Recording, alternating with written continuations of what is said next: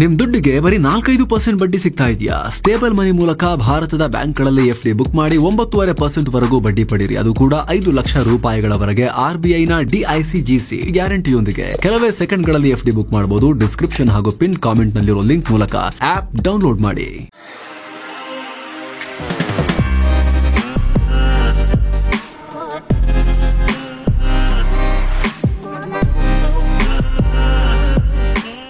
Hi friends, ದಿನದ ಎಲ್ಲ ಪ್ರಮುಖ ಸುದ್ದಿಯನ್ನ ನಿಮಗೆ ತಲುಪಿಸೋ mastmaga.comನ ಫುಲ್ ನ್ಯೂಸ್ಗೆ ಸ್ವಾಗತ. ನಾನು ಅಮರ್ ಪ್ರಸಾದ್. ಕಾಶ್ಮೀರ ಉಗ್ರ ದಾಳಿಯಿಂದಾಗಿ ಭಾರತ ಮತ್ತು ಪಾಕ್ ನಡುವಿನ ಬೆಂಕಿ ಜೋರಾಗ್ತಿರೋ ಹೊತ್ತಲ್ಲಿ ಭಾರತ ದೊಡ್ಡ ಆಪರೇಷನ್ ಲಾಂಚ್ ಮಾಡಿದೆ. ಇಡೀ ಜಮ್ಮು ಕಾಶ್ಮೀರದಾದ್ಯಂತ ಯುದ್ಧೋಪಾದಿಯಲ್ಲಿ ಬೇಟೆ ಆರಂಭ ಆಗಿದೆ. ಶಂಕಿತ ಉಗ್ರಗಾಮಿಗಳನ್ನ ಮತ್ತು ಈ ಉಗ್ರಗಾಮಿಗಳಿಗೆ ನೆರವು ಕೊಡೋರನ್ನ ಎಲ್ಲರನ್ನೂ ಅರೆಸ್ಟ್ ಮಾಡಲಾಗ್ತಿದೆ. ಜೊತೆಗೆ ಉಗ್ರರಿಗೆ ಲಿಂಕ್ ಇರೋರ ಮನೆಗಳನ್ನ ಸ್ಫೋಟಕ ಇಟ್ಟು ಉಡಾಯಿಸಲಾಗ್ತಾ ಇದೆ. ಪಾಕಿಸ್ತಾನದ ಉಗ್ರರಿಗೆ ನೆರವು ಕೊಡೋ ಕಾಶ್ಮೀರದ 14 ಸ್ಥಳೀಯ ಉಗ್ರರ ಪಟ್ಟಿಯನ್ನ ಕೂಡ ಗುಪ್ತಚರ ಇಲಾಖೆ ರೆಡಿ ಮಾಡಿಕೊಂಡಿದೆ. ಈ ಲಿಸ್ಟ್ ನಲ್ಲಿರೋ ಉಗ್ರರನ್ನ ಹುಡುಕಿ ಒಬ್ಬೊಬ್ಬರನ್ನು ಹತ್ತಿಕ್ಕೋಕೆ ತಯಾರಿ ನಡೆಸಲಾಗ್ತಾ ಇದೆ.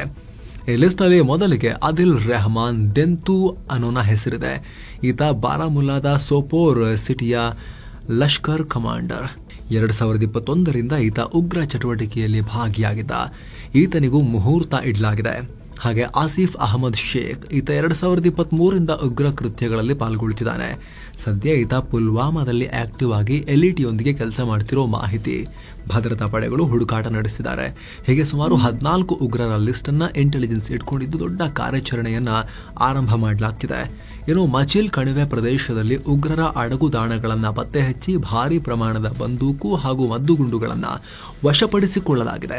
ಈ ಮಧ್ಯೆ ಪಾಕ್ನ ಮುಲ್ಲಾ ಜನರಲ್ ಖ್ಯಾತಿಯ ಆಸಿಫ್ ಮುನೀರ್ ಮತ್ತೆ ಒಂದು ಭಾಷಣ ಮಾಡಿದೆ. ಈ ಜೀವಿ ಪುನಃ ಹಿಂದೂ ಮುಸ್ಲಿಂ 2 ನೇಷನ್ ಥಿಯರಿ ಅಂತ ಈ ಜೀವಿ ಮಾತನಾಡಿದೆ. ಮನುಷ್ಯನೇ ಅಲ್ಲ ಇದು, ಜನರಲ್ ದೂರದ ಮಾತು. ಆರ್ಮಿ ಅವ್ರು ಹೆಂಗ್ ಮಾತಾಡ್ಬೇಕ್ರಿ? ಶತ್ರು ಆದ್ರೂ ಪರವಾಗಿಲ್ಲ, ಪ್ರೊಫೆಷನಲ್ ಬಿಹೇವ್ ಮಾಡ್ಬೇಕಲ್ಲ. ಒಳ್ಳೆ ಫಂಡಮೆಂಟಲಿಸ್ಟ್ ಫ್ಯಾನೆಟಿಕ್ ತರ ಮಾತಾಡುತ್ತೆ ಇದು.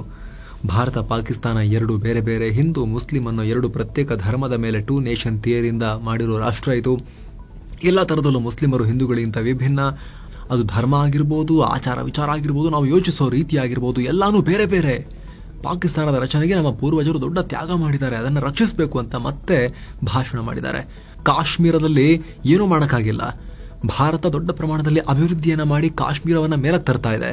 ಆ ಸಂದರ್ಭದಲ್ಲಿ ಮತ್ತೆ ಧರ್ಮದ ಬೆಂಕಿ ಹಚ್ಚೋ ಪ್ರಯತ್ನವನ್ನ ಈ ಉಗ್ರ ಜಂತು ಮಾಡ್ತಾ ಇದೆ.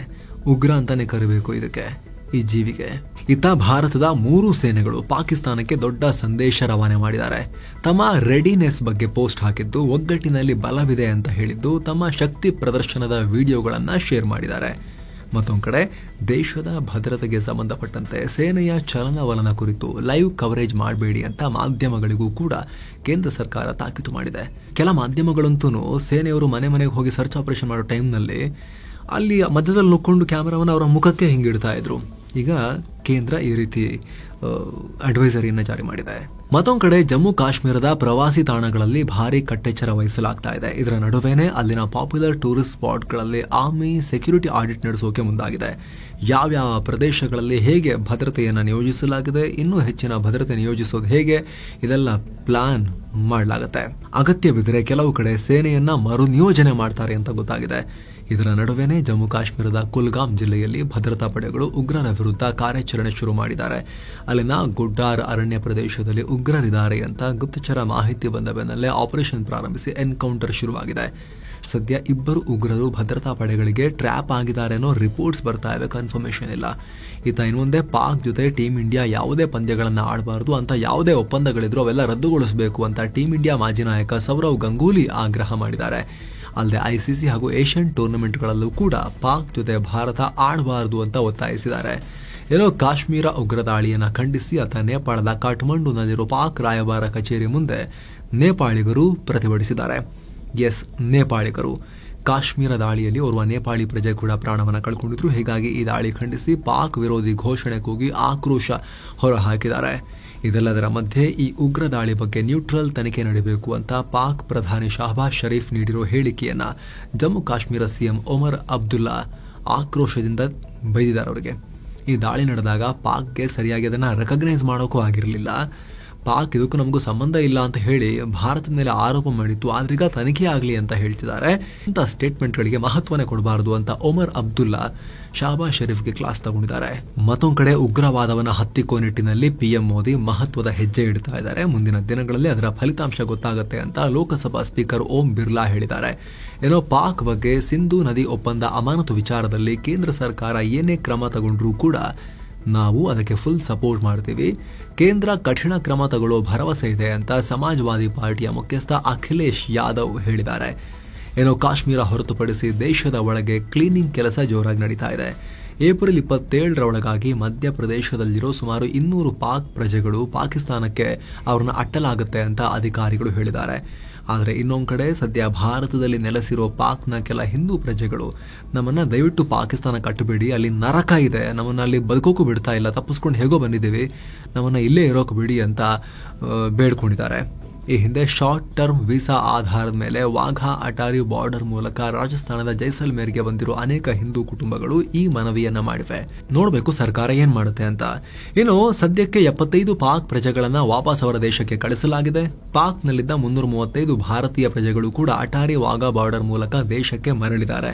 ಇನ್ನು ಕಾಶ್ಮೀರ ದಾಳಿಯಲ್ಲಿ ಮೃತಪಟ್ಟವರ ಕುಟುಂಬಕ್ಕೆ ಪಶ್ಚಿಮ ಬಂಗಾಳ ಸಿಎಂ ಮಮತಾ ಬ್ಯಾನರ್ಜಿ ತಲಾ 10 ಲಕ್ಷ ರೂಪಾಯಿ ಪರಿಹಾರವನ್ನ ಘೋಷಿಸಿದ್ದಾರೆ.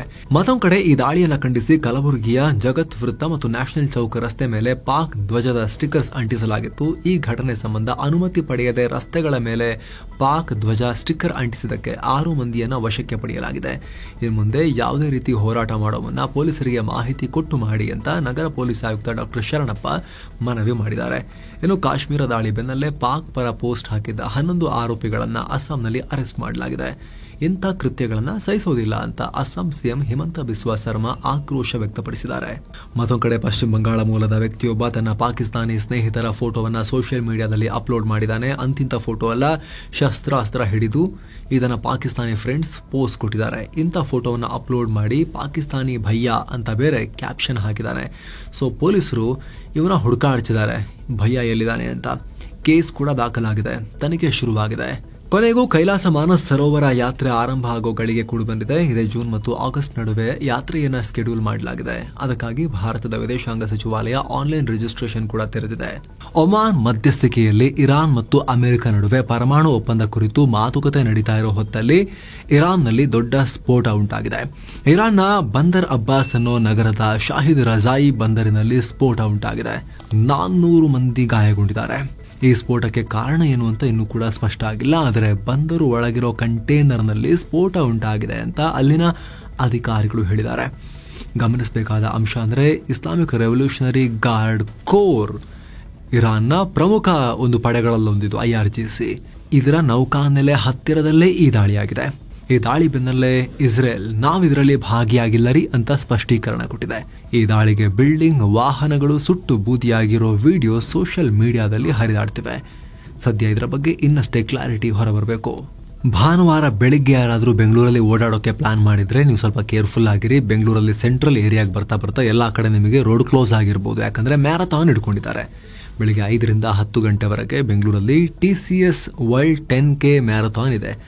ಹಲವು ರಸ್ತೆಗಳಲ್ಲಿ ವಾಹನ ಸಂಚಾರ ಬ್ಯಾನ್ ಇರುತ್ತೆ. ಸಾರ್ವಜನಿಕರು ಆಲ್ಟರ್ನೇಟಿವ್ ರೂಟ್ ಹಿಡಿಬೇಕಾಗತ್ತೆ. ಇದು ಬೆಂಗಳೂರಲ್ಲಿ ಮಾಮೂಲಿ. ಇದು ಭಾನುವಾರ ಬೆಳಗಿನ ಜಾವ ಅರ್ಜೆಂಟ್ ಗೆ ಹೊರಟಾಗಿ ಈ ತರದ್ ಕಂಡುಬಿಟ್ರೆ ಅಂತೂ ತುಂಬಾ ತಲೆ ಕೆಟ್ಟು ಹೋಗ್ಬಿಡುತ್ತೆ. ಸುತ್ತು ಬಳಸಿ ಎಲ್ಲೆಲ್ಲೋ ಹೋಗ್ಬಿಟ್ಟು ರೌಂಡ್ ಹಿಡ್ಕೊಂಡು ಹೋಗ್ಬೇಕಾಗತ್ತೆ ಎಷ್ಟೋ ಸಲ. ಬೆಂಗಳೂರಿನ ರೋಡ್ ಗಲಾಟೆ ಪ್ರಕರಣಕ್ಕೆ ಸಂಬಂಧಪಟ್ಟಂತೆ ವಿಂಗ್ ಕಮಾಂಡರ್ ಶಿಲಾದಿತ್ಯ ಅವ್ರ ಮೇಲೆ ಕೇಸ್ ಹಾಕಿದ್ರಲ್ಲ, ಕೊಲೆ ಯತ್ನ ಕೇಸ್, ಬೆಂಗಳೂರು ಪೊಲೀಸರು ಅದನ್ನು ರದ್ದುಗೊಳಿಸುವಂತೆ ಹೈಕೋರ್ಟ್ಗೆ ಮೊರೆ ಹೋಗಿದ್ದಾರೆ. ಇದರ ಬೆನ್ನಲ್ಲೇ ಬೋಸ್ ವಿರುದ್ಧ ಬಲವಂತದ ಕ್ರಮ ತಗೋಬಾರದು ಅಂತ ನ್ಯಾಯಮೂರ್ತಿ ಹೇಮಂತ್ ಚಂದನಗೌಡರ್ ಅವರಿದ್ದ ಪೀಠ ಮಧ್ಯಂತರ ಆದೇಶ ಹೊರಡಿಸಿದೆ ಹಾಗೂ ಪೊಲೀಸ್ ವಿಚಾರಣೆಗೆ ಸಹಕರಿಸುವಂತೆ ಬೋಸ್ಗೆ ಸೂಚಿಸಿದೆ.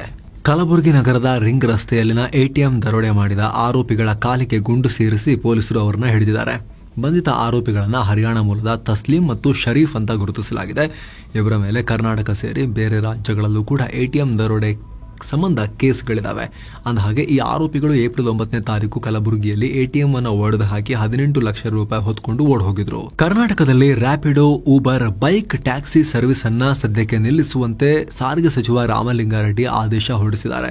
ಈ ಬಗ್ಗೆ ಸಾರಿಗೆ ಇಲಾಖೆಯ ಕಾರ್ಯದರ್ಶಿ ಮತ್ತು ಸಾರಿಗೆ ಇಲಾಖೆಯ ಆಯುಕ್ತರಿಗೆ ಪತ್ರ ಬರೆಯಲಾಗಿದ್ದು ಹೈಕೋರ್ಟ್ ಆದೇಶ ಪಾಲಿಸುವಂತೆ ಸೂಚನೆ ಕೊಟ್ಟಿದ್ದಾರೆ. ರಾಜ್ಯದಲ್ಲಿ ಸರ್ಕಾರ ಸ್ಪಷ್ಟ ನಿಯಮ ರೂಪಿಸುವವರೆಗೆ ಬೈಕ್ ಟ್ಯಾಕ್ಸಿ ಸೇವೆಯನ್ನು ನಿಲ್ಲಿಸುವಂತೆ ಹೈಕೋರ್ಟ್ ಹೇಳಿತ್ತು. ಅಲ್ಲದೆ 3 ತಿಂಗಳ ಒಳಗೆ ಬೈಕ್ ಟ್ಯಾಕ್ಸಿ ಬಗ್ಗೆ ಸ್ಪಷ್ಟ ನಿಯಮ ರೂಪಿಸುವಂತೆ ಸರ್ಕಾರಕ್ಕೆ ನಿರ್ದೇಶನ ಕೊಟ್ಟಿತ್ತು. ಅದರ ಬೆನ್ನಲ್ಲಿ ಈ ಬೆಳವಣಿಗೆಯಾಗಿದೆ. ಈಗ ನೆಕ್ಸ್ಟ್ ಸರ್ಕಾರ ಯಾವಾಗ ಇದಕ್ಕೆ ನಿಯಮ ರೂಪಿಸಿ ಒಂದಷ್ಟು ಫ್ರೇಮ್ ವರ್ಕ್ ಅನ್ನು ತರುತ್ತೆ ಅಂತ ನೋಡಬೇಕು. ರಿವ್ಯಾಲ್ಯೂಯೇಷನ್ ನಂತರ ದ್ವಿತೀಯ ಪಿಯು ವಿಜ್ಞಾನ ವಿಭಾಗದ ರ್ಯಾಂಕ್ ನಲ್ಲಿ ಚೇಂಜಸ್ ಆಗಿದೆ. 600ಕ್ಕೆ 600 ಅಂಕ ಪಡೆಯುವ ಮೂಲಕ ಶಿವಮೊಗ್ಗದ ತೀರ್ಥಹಳ್ಳಿಯ ಆರ್ ದೀಕ್ಷಾ ಮೊದಲ ರ್ಯಾಂಕ್ ಪಡೆದಿದ್ದಾರೆ. ಅಂದಹಾಗೆ ಮೊದಲು ಆರ್ ದೀಕ್ಷಾ ಮತ್ತು ಮಂಗಳೂರಿನ ಅಮೂಲ್ಯ ಕಾಮತ್ ಇಬ್ರು ಕೂಡ 599 ಮಾರ್ಕ್ಸ್ ಪಡೆಯುವ ಮೂಲಕ ಮೊದಲ ಸ್ಥಾನ ಪಡ್ಕೊಂಡಿದ್ರು. ಆದರೆ ಕೆಮಿಸ್ಟ್ರಿಯಲ್ಲಿ 1 ಮಾರ್ಕ್ಸ್ ಕಮ್ಮಿ ಅಂತ ರಿವ್ಯಾಲ್ಯೂಯೇಷನ್ ಹಾಕಿದ್ರು. ಈಗ ಆ 1 ಮಾರ್ಕ್ಸ್ ಕೂಡ 600ಕ್ಕೆ 600 ಗಳಿಸಿದ್ದಾರೆ. Ranya Rao gold smuggling case ನಲ್ಲಿ ಭಾರಿ ಹಿನ್ನಡೆಯಾಗ್ತಾ ಇದೆ. ಅವರಿಗೆ ಹೈಕೋರ್ಟ್ ಏಕಸದಸ್ಯ ಪೀಠ ರನ್ಯಾ ರಾವ್ ಹಾಗೂ A2 ಆರೋಪಿ ತರುಣ್ ರಾಜ್ ಸಲ್ಲಿಸಿದ ಜಾಮೀನು ಅರ್ಜಿಯನ್ನು ವಜಾ ಮಾಡಿದ್ದಾರೆ. ಭಾರತದ ಎಐ ಕನಸನ್ನು ನನಸಾಗಿಸುವ ನಿಟ್ಟಿನಲ್ಲಿ ದೊಡ್ಡ ಬೆಳವಣಿಗೆಯಾಗಿದೆ. ಭಾರತದ ಮೊದಲ ಸ್ವಂತ ಎಐ ಮಾಡೆಲ್ ಡೆವಲಪ್ ಮಾಡುವ ಕೆಲಸವನ್ನ ಸರ್ವಂ ಎಐ ಅನ್ನೋ ಸ್ಟಾರ್ಟ್ಅಪ್ಗೆ ಈಗ ಸರ್ಕಾರ ವಹಿಸಿದೆ. ಈ ಬಗ್ಗೆ ಕೇಂದ್ರ ಐಟಿ ಮಂತ್ರಿ ಅಶ್ವಿನಿ ವೈಷ್ಣವ್ ಮಾಹಿತಿಯನ್ನು ಕೊಟ್ಟಿದ್ದಾರೆ. ನಮಗೆ ಒಟ್ಟು 67 ಪ್ರಪೋಸಲ್ ಬಂದಿದ್ದಾವೆ. ಇದರಲ್ಲಿ ಮೊದಲು ಶಾರ್ಟ್ ಲಿಸ್ಟ್ ಆಗಿರೋದು ಸರ್ವಂ ಎಐ. ಈ ಸ್ಟಾರ್ಟ್ಅಪ್ ಭಾರತದ ಮೊದಲ ದೇಸಿ ಎಐ ಮಾಡೆಲ್ ಅನ್ನ ಡೆವಲಪ್ ಮಾಡುತ್ತೆ. ನಂತರ ಇದರೊಂದಿಗೆ ಇನ್ನೂ 2 ರಿಂದ 3 ಸ್ಟಾರ್ಟ್ಅಪ್ಗಳು ಸೇರಲಿವೆ ಅಂತ ಹೇಳಿದ್ದಾರೆ. ಅಂದಹಾಗೆ 2023 ಜುಲೈನಲ್ಲಿ ವಿವೇಕ್ ರಾಘವನ್ ಮತ್ತು ಪ್ರತ್ಯೂಷ್ ಕುಮಾರ್ ಒಟ್ಟು ಸೇರಿ ಈ ಸರ್ವಂ ಎಐ ಸ್ಥಾಪಿಸಿದ್ರು. ಹಿಂದೆ ಇವರಿಬ್ರು ಇನ್ಫೋಸಿಸ್ ಸಹ ಸಂಸ್ಥಾಪಕ ನಂದನ್ ನಿಲೇಕಣಿ ಫಂಡ್ ಮಾಡ್ತಾ ಇದ್ದ ಎಐ ಫಾರ್ ಭಾರತ್ ಅನ್ನೋ ಕಂಪನಿಯಲ್ಲಿ ಕೆಲಸ ಮಾಡ್ತಾ ಇದ್ರು. ಇನ್ನು ಈ ಸರ್ವಂ ಎಐ ಆರ್ಟಿಫಿಷಿಯಲ್ ಇಂಟೆಲಿಜೆನ್ಸ್ಗೆ ಸಂಬಂಧಪಟ್ಟ ಎಲ್ಲ ಸರ್ವಿಸ್ ಕೊಡುತ್ತೆ. ರಿಸರ್ಚ್ ನಡೆಸಿ ಎಐ ಟೂಲ್ ಅನ್ನು ಡೆವಲಪ್ ಮಾಡ್ತಾರೆ ಅಂತ ಹೇಳಲಾಗ್ತಿದೆ. ಭಾರತದಲ್ಲಿ ಉದ್ಯೋಗ ಸೃಷ್ಟಿ ಹೆಚ್ಚಾಗ್ತಾ ಇದೆ ಅಂತ ವಿಶ್ವ ಬ್ಯಾಂಕ್ ರಿಪೋರ್ಟ್ ಹೇಳಿದೆ. 2021-22 ಹಣಕಾಸು ವರ್ಷದಿಂದ ಭಾರತದಲ್ಲಿ ಉದ್ಯೋಗ ಸೃಷ್ಟಿಯ ವೇಗ ಹೆಚ್ಚಾಗಿದೆ. ವರ್ಕಿಂಗ್ ಏಜ್ ಪಾಪ್ಯುಲೇಷನ್ಗಿಂತ ವೇಗವಾಗಿ ಉದ್ಯೋಗ ಸೃಷ್ಟಿಯಾಗ್ತಾ ಇದೆ. ಮಹಿಳೆಯರು ಉದ್ಯೋಗಕ್ಕೆ ಸೇರ್ಕೊಳ್ತಾ ಇದ್ದಾರೆ. ಇದರಿಂದ ನಗರ ಪ್ರದೇಶದಲ್ಲಿ 2024-25 ಹಣಕಾಸು ವರ್ಷದ ಮೊದಲ ತ್ರೈಮಾಸಿಕದಲ್ಲಿ ನಿರುದ್ಯೋಗ ದರ 6.6% ಡೌನ್ ಆಗಿದೆ ಅಂತ ವರದಿ ಹೇಳಿದೆ. ಹಾಗೆ 2018-19 ಪುರುಷರು ಉದ್ಯೋಗ ಅರಸಿ ಗ್ರಾಮೀಣ ಭಾಗದಿಂದ ಸಿಟೀಸ್ಗೆ ಹೋಗೋದು ಕೂಡ ಜಾಸ್ತಿ ಆಗಿದೆ ಅಂತ ವಿಶ್ವ ಬ್ಯಾಂಕ್ ಹೇಳಿದೆ. ಜೊತೆಗೆ ಬಡತನ ಬಗ್ಗೆ ಕೂಡ ವಿಶ್ವ ಬ್ಯಾಂಕ್ ಪಾಸಿಟಿವ್ ಡೇಟಾವನ್ನು ಕೊಟ್ಟಿದೆ. ಕಳೆದೊಂದು ದಶಕದಲ್ಲಿ ಭಾರತದಲ್ಲಿ ಬಡತನ ದೊಡ್ಡ ಮಟ್ಟದಲ್ಲಿ ಇಳಿಕೆಯಾಗಿದೆ. 2011-12 ನಡುವೆ ಕಡು ಬಡತನ ಪ್ರಮಾಣ 16.2% ನಷ್ಟಿತ್ತು. 2022-23 ವೇಳೆ ಕಡು ಬಡತನ ಪ್ರಮಾಣ 2.3%ಗೆ ಇಳಿದಿದೆ ಅಂತ ಹೇಳಿದೆ. ಇನ್ನು ಗ್ರಾಮೀಣ ಭಾಗದಲ್ಲಿ ಬಡತನದ ದರ 18.4% ನಿಂದ 2.8%ಗೆ ಇಳಿಕೆಯಾಗಿದ್ದರೆ ಅದೇ ನಗರ ಪ್ರದೇಶಗಳಲ್ಲಿ 10.7% ನಿಂದ 1.1%ಗೆ ಇಳಿದಿದೆ. ಈ ನಿಟ್ಟಿನಲ್ಲಿ ಗ್ರಾಮೀಣ ಮತ್ತು ನಗರ ನಡುವಿನ ಗ್ಯಾಪ್ ಕೂಡ ಕಮ್ಮಿಯಾಗಿದೆ. 7.7% ನಿಂದ 1.7%ಗೆ ಇಳಿದಿದೆ ಅಂತ ವರ್ಲ್ಡ್ ಬ್ಯಾಂಕ್ ಹೇಳಿದೆ. ಇನ್ನು ಗುಜರಾತ್ನ ಅಹಮದಾಬಾದ್ ಮತ್ತು ಸೂರತ್ನಲ್ಲಿ ಬಾಂಗ್ಲಾ ಅಕ್ರಮ ಪ್ರಜೆಗಳ ವಿರುದ್ಧ ದೊಡ್ಡ ಪ್ರಮಾಣದಲ್ಲಿ ಕ್ರಾಕ್ ಡೌನ್ ಮಾಡಲಾಗಿದೆ. 500 ಬಾಂಗ್ಲಾ ಪ್ರಜೆಗಳನ್ನ ಈಗ ಬಂಧಿಸಲಾಗಿದೆ.